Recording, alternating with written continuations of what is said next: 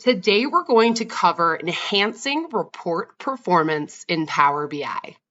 Now, we talk a lot about design best practices at Numero, but even if you have the most beautiful, streamlined design on your dashboard, if it's not performant, users aren't really going to be able to leverage the dashboard, and they probably also won't have a great experience with what you've created. But don't worry, we're here to help. Today, we're actually going to cover our top 5 tips for enhancing report performance. And we'll start with a discussion on removing grid elements. We'll move into reducing visual interactions. We'll talk about filtering display data, limiting that data model before building, and then we'll wrap up by talking about the use of measures for aggregation. Now, here we are in the Power BI desktop application, and we're actually looking at one of Numero's templates for this sales performance report. Now, this is actually layered on top of a Numero grid. And if you're not familiar with grids, they're available for download in the Numero Hub. They help ensure a clear, clean, and aligned layout for all of your Power BI reports. So these can help us align and structure and just make sure everything on our dashboard is centered, looks great. They're super helpful for design purposes. However, if we leave these grid elements on the dashboard in areas where we're no longer layering reports or aligning things, they can actually hinder performance. So our first tip today is to remove grid elements as you go. As you add in components, whether you're, so let's say we were done with this dashboard as it is, we can just highlight these remaining grid elements and select them. And all we have to do is push delete, get rid of them. Maybe I still want to use these down here to help align another report below sales performance. You can keep them in as long as you need to, but once you're done adding in components, just make sure that you continue to remove those grid elements as you go, and that will help ensure the dashboard is running smoothly and a little bit more performant than if you'd left them in. For our second tip, we're actually looking at the Numero website analytics dashboard template. And we're going to use this template to showcase how reports can interact with each other in Power BI.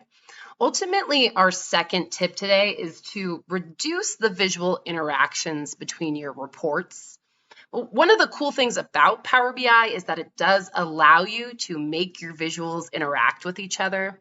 So as an example of that, if I were looking at this page views report and I just clicked on this part of the pie chart that pertains to H1, what we'll actually see is the rest of the reports in the dashboard, these KPIs, this bar chart, this table, are also updating to showcase information from H1. And that was very performant. All of those, kind of spun their wheels very quickly and updated the data. But if there were a lot of data behind this data set, that might not be the case. We might click onto this one report and see kind of the wheels continuing to turn and turn and turn across our KPIs. And if that is happening on your dashboard, it might just be a good thing to consider removing any unnecessary interactions that you have between the visuals. And in doing so, you're actually going to reduce the number of queries that fire. And where we can do that, we can kind of streamline a little bit and we can enhance performance as well. For our next tip, we're actually taking a look at a data table because we're going to be discussing filtering display data. Now, typically our data tables are going to be our least performant visualization options just because of the nature of them. They have a lot of columns, a lot of data. Sometimes, we're scrolling infinitely through the amount that's in this table. So it really is important to limit the amount that we're trying to load when we access the dashboard, and filtering display data can really help us out in this department. So right now we're considering all months, perhaps coming into these filter options in the report and taking a look at the month and setting a default month. Presently we're in November. There is conditional logic where you can have this always show the present month. But if we were to set that November timeframe on the report with that filter, we are going to limit the data set and maybe only show things that are happening in the current month. And if we add that as an overall dashboard filter, then the end user is still going to be able to come in and expand that to current quarter or whatever makes sense. But I think starting small and really limiting that through filter display, or limiting the display data through filtering, is really going to help with performance. Something else that's pretty interesting in Power BI, if, let's say this November limit didn't really change our performance and we're still struggling, we can actually do something called a top N filter. And this is pretty cool. It kind of helps our data table act more like a leaderboard. So for example, let's say we wanted to see, this report breaks out products by a subcategory: furnishings, envelopes, art, labels, etc. Maybe I want to only see the top 5 subcategories by that profit number. This is just a lot of information. I'm not really able to gather what it's telling me. So I want to limit this data table down to the top 5 subcategories by profit. We can actually put something called the top N filter on subcategories. So within filter options, coming to subcategory, I'm going to change this to a top N, and I can say I want to see the top 5 subcategories based on a value. We had discussed profit, so it's as simple as just dragging profit over to this value field here and then applying that filter. And that's actually going to narrow us down to those top 5 category or subcategories and limit the amount of data that is showcased in this data table. So again, when you're looking at a data table or a larger data set that you're having trouble loading everything, we really recommend filtering down that display data and using some of these kind of cool advanced filter functionality capabilities within Power BI. In the last tip, we talked about how front-end filtering can help limit the amount of data that we're loading and can help improve performance. But one thing to consider before we even get there to kind of these front-end data table options or considering what filters to stack on top is to actually limit the data model before building. I added a ship date into this report that we were just looking at to give us a few extra columns and kind of talk this through. But as you can see, we have data coming into this data table from 2014, 2015, 2016, 2017. This is a while ago at this point in time. And so if you're selecting all data that's in your database across all time periods when you're actually building out the queries themselves, maybe think critically about, is that necessary? Is this, user that's reporting on this data, are they actually looking that far back in time? Are they going to be using stuff from 2014? If not, we can actually limit this data set in the data model itself, maybe to only include the present year or the past year. And I think it's also important to consider what you're putting in your select statements. Are all of these columns applicable? Do each of these things need to be a selectable attribute in the data set?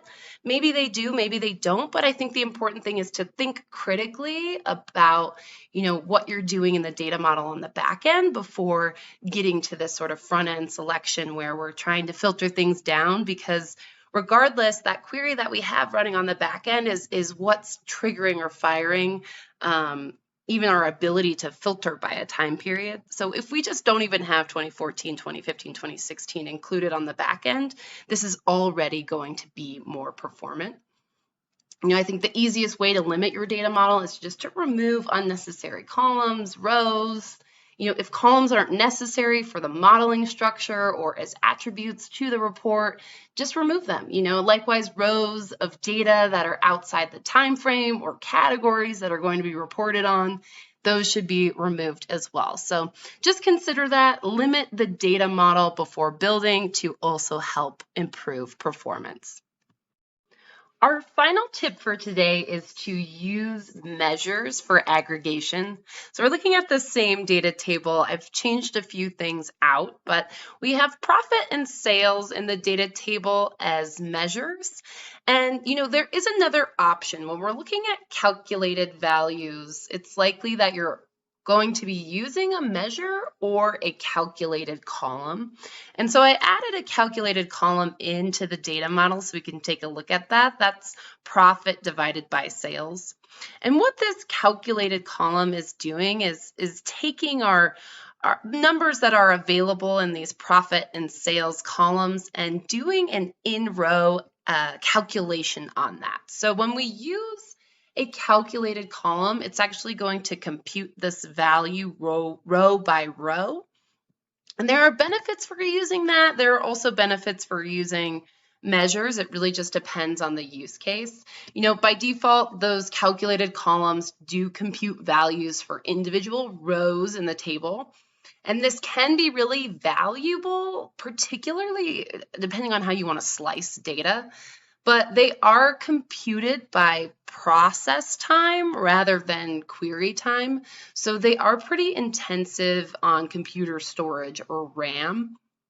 There are some cases where calculated columns, where they might make sense, but as far as aggregated values like sums or averages, both profit and sales are sums. We're using measures for those.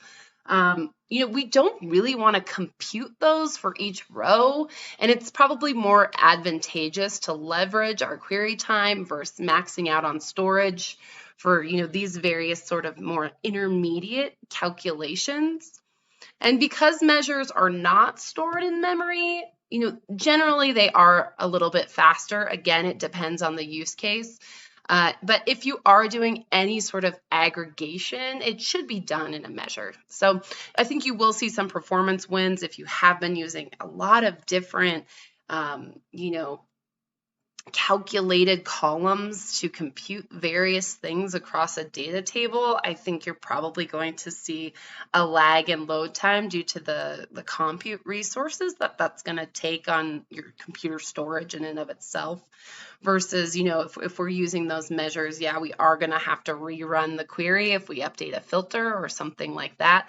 But it is really going to be better for data aggregation and performance overall.